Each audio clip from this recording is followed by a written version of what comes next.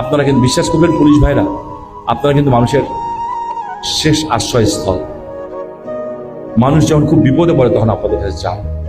আপনাদের কাছে আমার রিকোয়েস্ট থাকবে, ওসি সাহেবরা যারা আছেন, থানা দারোগা সাহেবরা আছেন, যারা যায় এবং যারা নিরীহ মানুষ, আমার মতো প্রভাবশালী না, এক কাপ চা দিতে পারলে দিয়েন, একটা বিস্কিট দিতে পারলে দিয়েন, একটা না পারলে একটা পানি দিয়েন, একটা বিস্কিট দিয়েন।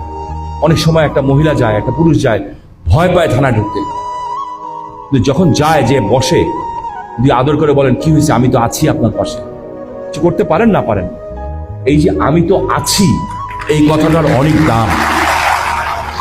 ওই ভদ্রলোক, ওই নিরীহ মানুষটা যখন বুঝবে যে থানার দারোগা সাহেব, ওসি সাহেব বলছে আমি তো আছি, তখন বলবে আলহামদুলিল্লাহ।